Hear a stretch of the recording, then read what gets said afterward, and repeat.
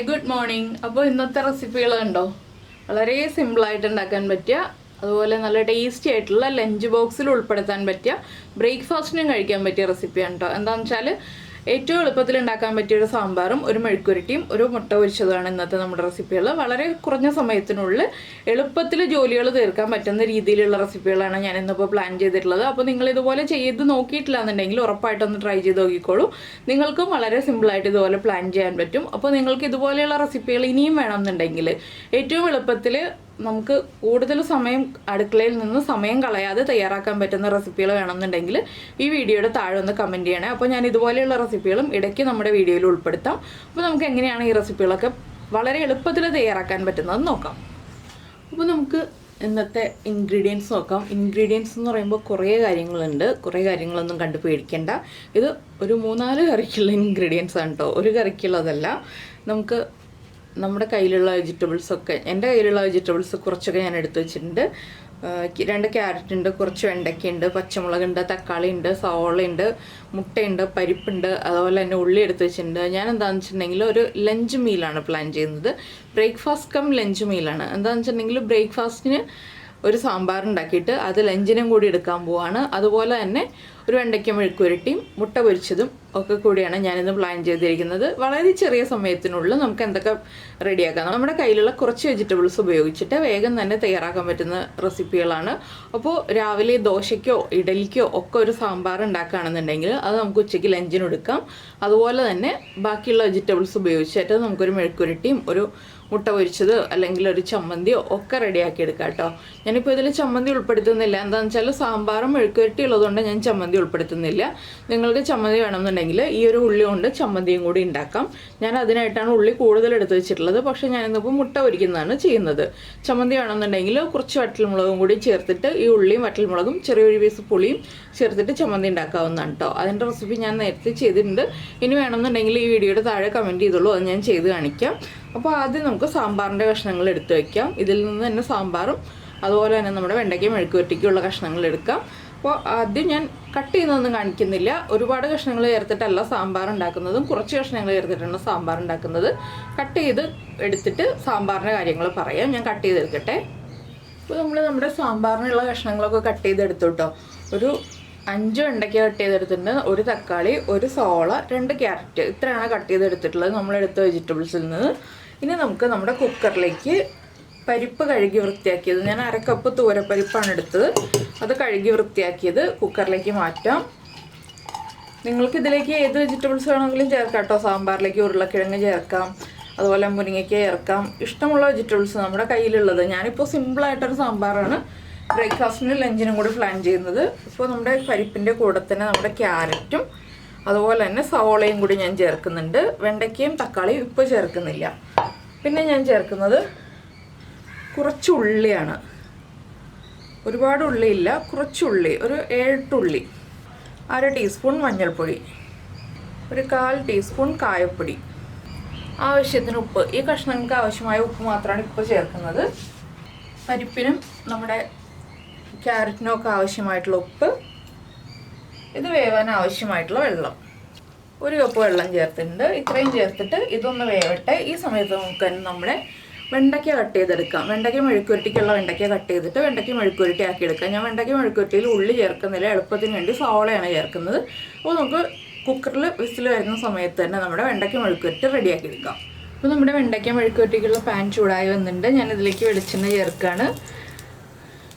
അപ്പോൾ നമ്മുടെ കുക്കറിൻ്റെ പ്രഷറൊക്കെ 2 വിസിൽ വന്ന് അത് ഓഫ് ചെയ്ത് വെച്ചിട്ടുണ്ട്. ഇനിയിപ്പോൾ മെഴുക്കുരട്ടി റെഡിയായി വരുമ്പോൾ നമുക്ക് ബാക്കിയുള്ള കാര്യങ്ങൾ സാമ്പാറിലേക്കുള്ളത് ചെയ്യാം. അപ്പോൾ വറുത്തരച്ച സാമ്പാറൊന്നും അല്ല കേട്ടോ, നമ്മൾ തേങ്ങ ചേർക്കാതെയാണ് ഇന്നത്തെ റെസിപ്പികളൊക്കെ ചെയ്യുന്നത്. അപ്പോൾ വെളിച്ചെണ്ണ ചൂടായി വരട്ടെ. വെളിച്ചെണ്ണ ഒന്ന് നന്നായി ചൂടായി തുടങ്ങുമ്പോൾ നമുക്കിതിലേക്ക് കടുക് ചേർത്ത് കൊടുക്കാം. കടുകൊന്ന് പൊട്ടി തുടങ്ങട്ടെ. ഇതിപ്പോൾ നമുക്ക് രാവിലെ ആർക്ക് വേണമെങ്കിലും എളുപ്പത്തിൽ ചെയ്യാൻ പറ്റിയ റെസിപ്പികളാണ് കേട്ടോ. എന്താണെന്ന് വെച്ചാൽ നമുക്ക് ജോലിക്ക് പോകുന്ന ആളുകൾക്കാണെങ്കിലും വീട്ടമ്മമാർക്കാണെങ്കിലും എളുപ്പത്തിൽ പ്രിപ്പയർ ചെയ്യാൻ പറ്റിയ റെസിപ്പികളാണ്. എന്താണെന്ന് വെച്ചാൽ നിങ്ങൾക്ക് ഇങ്ങനെ കോമ്പിനേഷൻ ഐഡിയകൾ കിട്ടാൻ വേണ്ടിയിട്ടാണ് ഞാൻ ഈ ഒരു കോംബോ റെസിപ്പി ചെയ്യുന്നത്. അപ്പോൾ നിങ്ങൾക്ക് ഇതുപോലെയുള്ള കോംബോ റെസിപ്പികൾ ഇനി ആവശ്യമുണ്ടെങ്കിലും ഈ വീഡിയോയുടെ താഴെ കമൻറ്റ് ചെയ്യാം കേട്ടോ. അപ്പോൾ നമ്മുടെ കടുക് പൊട്ടിക്കൊണ്ടിരിക്കുന്നുണ്ട്. നമുക്കിതിലേക്ക് കട്ട് ചെയ്ത് വെച്ചിരിക്കുന്ന ഒരു സവോള ചേർക്കാം. ഉള്ളിയാണെങ്കിൽ ഉള്ളി ചേർക്കാണ് കൂടുതൽ ടേസ്റ്റ്. പിന്നെ നമ്മൾ ജോലിക്ക് പോകുന്ന ആളുകളുടെ എല്ലാവരുടെയും എളുപ്പത്തിന് വേണ്ടിയിട്ടാണ് നമ്മളിതുപോലെ സവോള ചേർത്തിട്ടുള്ള റെസിപ്പികൾ ചെയ്യുന്നത്. ഉള്ളി നന്നാക്കി വരുമ്പോൾ കൂടുതൽ സമയം എടുക്കില്ല. അപ്പോൾ സവോള ആകുമ്പോൾ വേഗം തന്നെ ജോലികൾ കഴിയും. സവോള കുക്കാവാനൊന്നും നിൽക്കേണ്ട. നമുക്ക് ഉടനെ തന്നെ നമ്മൾ കട്ട് ചെയ്ത് വെച്ചിരിക്കുന്ന വെണ്ടയ്ക്കയും അതുപോലെ തന്നെ ഞാനൊരു 2 തണ്ട് കറിവേപ്പിലയും കൂടി ചേർക്കുന്നുണ്ട്.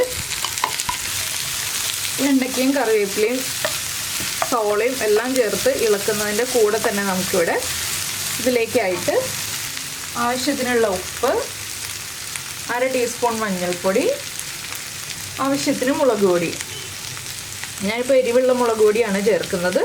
അതുകൊണ്ട് തന്നെ 1/2 ടീസ്പൂണേ മുളക് പൊടി ചേർക്കുന്നുള്ളൂ. നിങ്ങൾക്കിത് പച്ചമുളക് മാത്രം ചേർത്തിട്ട് മതിയെന്നുണ്ടെങ്കിൽ പച്ചമുളക് മാത്രം ചേർത്തിട്ടുള്ള മെഴുക്കുവരട്ടി ആക്കി എടുക്കാം.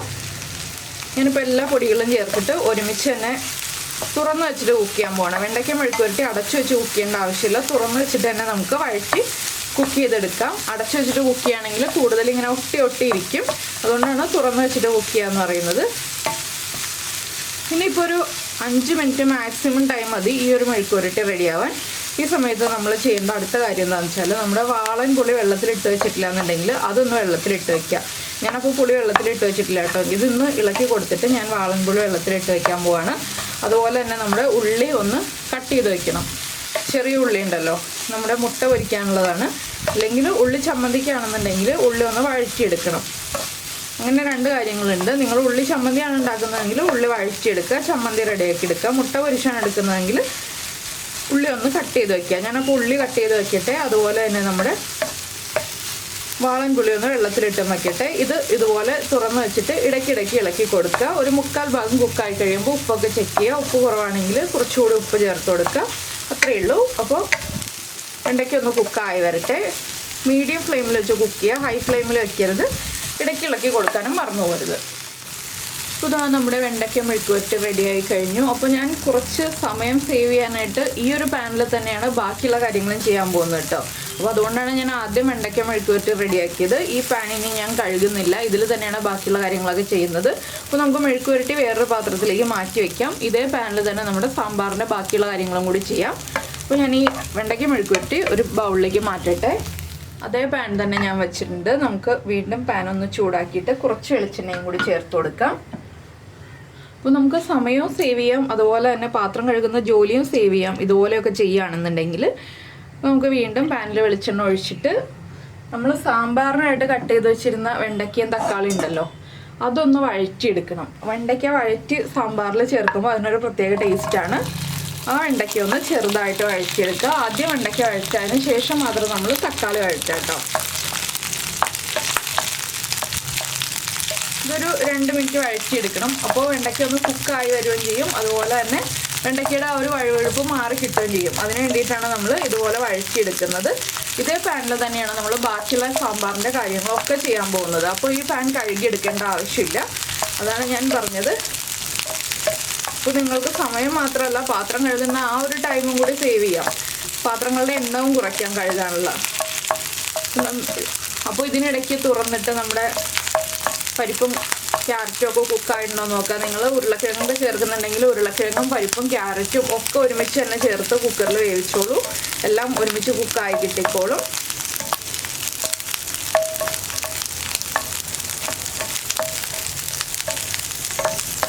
നമ്മുടെ വെണ്ടയ്ക്ക ഒന്ന് കുക്കായി തുടങ്ങുന്നുണ്ട്. ചെറുതായിട്ട് വെണ്ടയ്ക്കയുടെ കളറൊക്കെ ഒന്ന് ചേഞ്ച് ആയി തുടങ്ങുമ്പോൾ നമുക്കിനി ഇതിലേക്ക് നമ്മൾ എടുത്ത് വെച്ചിരിക്കുന്ന തക്കാളി ചേർക്കാം. ഞാൻ ഒരു വലിയ തക്കാളിയാണ് എടുത്തിട്ടുള്ളത്, ഒരുപാട് തക്കാളിയൊന്നും എടുത്തിട്ടില്ല. എന്താണെന്ന് വെച്ചാൽ ചെറിയൊരു സാമ്പാറല്ലേ ഉണ്ടാക്കുന്നുള്ളൂ. പിന്നെ തക്കാളിയും വെണ്ടയ്ക്കയും ചേർന്നിട്ട് ഒരു 2 മിനിറ്റും കൂടി, ആദ്യം വെണ്ടയ്ക്ക മാത്രം ഒരു 1.5-2 മിനിറ്റ് കുക്ക് ചെയ്തെടുക്കുക. തക്കാളിയും കൂടി ചേർത്തിട്ട് വീണ്ടും ഒരു 2 മിനിറ്റും കൂടെ ഒന്ന് കുക്ക് ചെയ്തെടുക്കുക. അതിന് ശേഷം നമുക്ക് ബാക്കിയുള്ള കാര്യങ്ങളൊക്കെ ഇതിലേക്ക് തന്നെ ചേർത്തെടുക്കാം. ഇതൊന്ന് കുക്കായി വരട്ടെ. അപ്പോൾ നമ്മുടെ തക്കാളിയിൽ നിന്ന് തൊലിയൊക്കെ വിട്ട് വരുന്ന ഒരു പാകത്തിലേക്ക് ആയി തുടങ്ങിയിട്ടുണ്ട്. ഇതിലിപ്പോൾ കുറച്ച് എണ്ണ കുറവാണ് കേട്ടോ. ഞാനിതിലേക്ക് കുറച്ചുകൂടി വെളിച്ചെണ്ണ ചേർക്കുകയാണ്. എന്താണെന്ന് വെച്ചാൽ നമുക്ക് ബാക്കിയുള്ള കാര്യങ്ങൾ ചെയ്യാൻ കുറച്ചുകൂടി വെളിച്ചെണ്ണ വേണം. ഞാൻ കുറച്ചുകൂടി വെളിച്ചെണ്ണ ചേർത്തിട്ടുണ്ട്. ഇതിലേക്ക് ഞാൻ എക്സ്ട്രാ പൊടികളൊന്നും വേറെ ചേർക്കുന്നില്ല. മല്ലിപ്പൊടി, മഞ്ഞൾപ്പൊടി, മുളക് പൊടി ഒന്നും ചേർക്കുന്നില്ല. ഞാൻ ഇതിലേക്ക് സാമ്പാർ പൊടി മാത്രം ചേർത്തിട്ടാണ് നമ്മുടെ സാമ്പാർ തയ്യാറാക്കുന്നത്. നിങ്ങൾക്ക് മല്ലിപ്പൊടിയൊക്കെ ചേർക്കണമെങ്കിൽ ചേർക്കാം. ഞാനിപ്പോൾ ഒരു 2.5 ടേബിൾ സ്പൂൺ സാമ്പാർ പൊടി ചേർക്കുന്നുണ്ട്. ഈ സാമ്പാർ പൊടിയും കൂടി ചേർത്ത് ഈ വെജിറ്റബിൾസിൻ്റെ കൂടെ ഒന്ന് ചൂടാക്കി എടുക്കുന്നുണ്ട്. അതുകൊണ്ടാണ് ഞാനിപ്പോൾ വെളിച്ചെണ്ണ എക്സ്ട്രാ ആഡ് ചെയ്തത്. അപ്പോൾ നമ്മൾ ആദ്യം വെളിച്ചെണ്ണ ചേർത്തത് ഉണ്ടെന്നുണ്ടെങ്കിൽ പിന്നീട് വെളിച്ചെണ്ണ ചേർക്കേണ്ട ആവശ്യമില്ല കേട്ടോ. ഈ സാമ്പാർ പൊടി ഒന്ന് ചൂടായി കിട്ടാനാണ് നമ്മൾ വെളിച്ചെണ്ണ ആഡ് ചെയ്തത്. അപ്പോൾ സാമ്പാർ പൊടി ചേർക്കുമ്പോൾ എപ്പോഴും ലോ ഫ്ലെയിമിൽ വയ്ക്കുക. പിന്നെ നമ്മൾ ആദ്യം കായപ്പൊടി ചേർത്തിട്ടുണ്ടാവണം കേട്ടോ. നമ്മുടെ കഷ്ണങ്ങൾ വേവിക്കുമ്പോൾ, പരിപ്പൊക്കെ വേവിക്കുമ്പോൾ നമ്മുടെ കായപ്പൊടി ചേർത്തിട്ട് തന്നെ വേവിക്കണം. ഇനി നമ്മൾ ചെയ്യുന്നത് എന്താണെന്ന് വെച്ചിട്ടുണ്ടെങ്കിൽ, ഈ സാമ്പാർ പൊടി ഒന്ന് ചൂടായി വന്നിട്ടുണ്ടല്ലോ, ഇത് നമ്മൾ വേവിച്ച് വെച്ചിരിക്കുന്ന നമ്മുടെ പരിപ്പിൻ്റെയും ക്യാരറ്റിൻ്റെയും കൂടെ ചേർക്കാം. ഇതിലേക്ക് ആഡ് ചെയ്ത് കൊടുത്തിട്ട് ഈ ഒരു പാനിൽ തന്നെ നമ്മൾ കുറച്ച് വെള്ളം എടുത്തിട്ട് കുക്കറിലേക്ക് വീണ്ടും ചേർത്ത് കൊടുക്കുക. ഞാൻ ഫ്ലെയിം ഓൺ ചെയ്ത് വയ്ക്കുകയാണ്. പിന്നെ നമ്മുടെ വാളൻപുളി വെള്ളത്തിലിട്ട് വെച്ചതുണ്ടല്ലോ, അതും കൂടി ഒന്ന് പിഴിഞ്ഞ് ചേർത്ത് കൊടുക്കുക. നമ്മുടെ സാമ്പാറിന് ആവശ്യമുള്ള ഗ്രേവിയാണ് നമ്മൾ ഈ ചേർത്തുകൊണ്ടിരിക്കുന്നത്. വാളൻപുളിയും കൂടി ചേർക്കുക. നന്നായിട്ടൊന്ന് ഇളക്കി ഇനി ഒന്ന് ഒരു 3 മിനിറ്റ് ഒന്ന് തിളച്ച് വരട്ടെ. അപ്പോൾ കുറച്ചുകൂടി വെള്ളം വേണം, എന്നാലേ കറക്റ്റ് ആവുള്ളൂ. എന്താണെന്ന് വെച്ചാൽ നമ്മൾ പരിപ്പൊക്കെ ചേർത്ത് വേവിച്ചതല്ലേ, പരിപ്പൊന്ന് തിക്കായി വരും. ഞാൻ കുറച്ചുകൂടി വെള്ളം ചേർക്കട്ടെ. കുറച്ച് ലൂസായിട്ടുള്ള സാമ്പാറായിട്ടാണ് ഞാൻ ചെയ്യുന്നത്. എന്താണെന്ന് വെച്ചാൽ എനിക്ക് രാവിലെ ദോശയാണ്, ദോശയ്ക്കും അതുപോലെ തന്നെ ഉച്ചയ്ക്ക് ചോറിനും ആവശ്യമായിട്ടുള്ള സാമ്പാർ, ആ രീതിയിലാണ് ഞാൻ സാമ്പാർ ചെയ്യുന്നത്. അപ്പോൾ ഇതൊരു 1/2 കപ്പ് വെള്ളവും കൂടി ചേർത്ത് ഞാനൊന്ന് തിളപ്പിച്ചെടുക്കട്ടെ. ഈ സാമ്പാർ തിളയ്ക്കുന്ന സമയത്ത് നമുക്കിനി ഇതിലേക്കുള്ള വറവിൻ്റെ കാര്യങ്ങൾ നോക്കാം. വറവിടാനായിട്ട് നമുക്ക് വീണ്ടും നമ്മുടെ ഇപ്പോൾ മസാല വഴറ്റിയെടുത്ത പാൻ ഉണ്ടല്ലോ, തക്കാളിയും വെണ്ടയ്ക്കയും അതുപോലെ തന്നെ നമ്മുടെ സാമ്പാർ പൊടിയൊക്കെ വഴറ്റിയെടുത്ത പാൻ ഉണ്ടല്ലോ, ആ പാൻ തന്നെ വയ്ക്കാം. സാമ്പാർ നമുക്ക് അടുത്ത ബർണറിൽ വെച്ച് തിളപ്പിച്ചെടുക്കാം.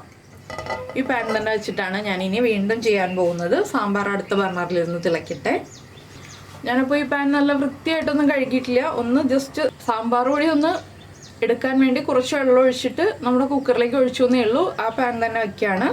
ഇതിലേക്ക് നമുക്ക് വീണ്ടും വെളിച്ചെണ്ണ ഒഴിച്ചിട്ട് വറവിടാനുള്ള കാര്യങ്ങൾ നോക്കണം. അപ്പോൾ നമ്മുടെ പാൻ നന്നായിട്ട് ചൂടായി വന്നിട്ടുണ്ട്. നമുക്കിതിലേക്ക് വീണ്ടും വെളിച്ചെണ്ണ ചേർക്കാം. വറവിടാൻ ആവശ്യമായ വെളിച്ചെണ്ണ മാത്രം മതി കേട്ടോ. കുറച്ച് വെളിച്ചെണ്ണ ഒഴിച്ചിട്ടുണ്ട്. വെളിച്ചെണ്ണ ഒന്ന് ചൂടായി വരട്ടെ. വെളിച്ചെണ്ണ ചൂടായി വരുമ്പോൾ നമുക്കിതിലേക്ക് ആദ്യം കടുക് ചേർത്ത് കൊടുക്കാം. കടുകൊന്ന് പൊട്ടി തുടങ്ങട്ടെ.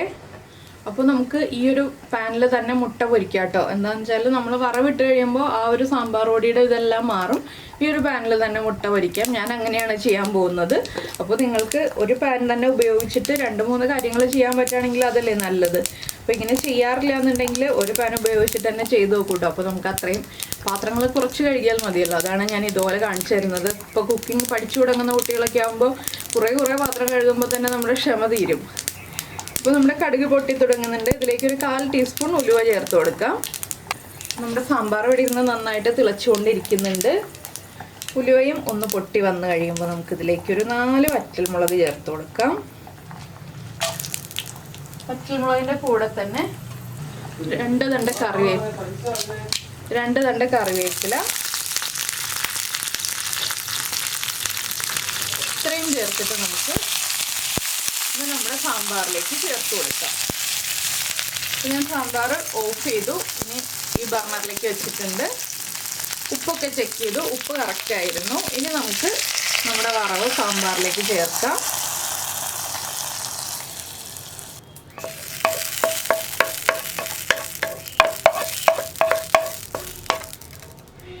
ഇനി ഞാൻ എല്ലാ പ്രാവശ്യവും സാമ്പാറിൽ ചേർക്കുന്ന ഒരു കാര്യമാണ് ഇതിലേക്ക് ചേർക്കാൻ പോകുന്നത്.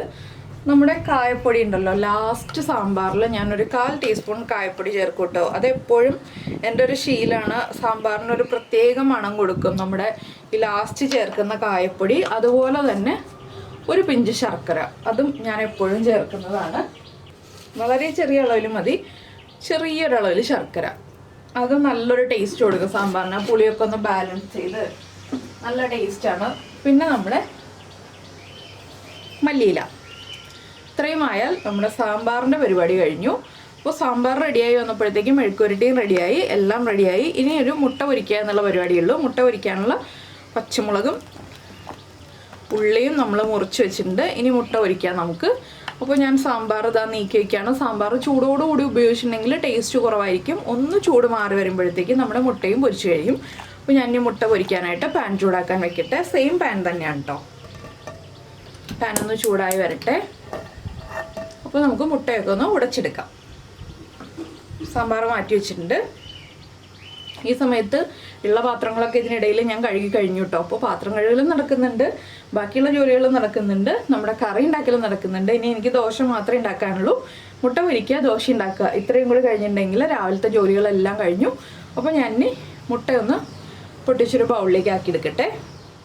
അപ്പോൾ ഞാൻ എന്താ മുട്ട പൊരിക്കാനുള്ള പാൻ ചൂടായി വന്നപ്പോൾ വെളിച്ചെണ്ണ ചേർക്കുകയാണ്. വെളിച്ചെണ്ണയിൽ തന്നെയാണ് കേട്ടോ ഞാൻ എപ്പോഴും മുട്ട പൊരിക്കാറുള്ളത്.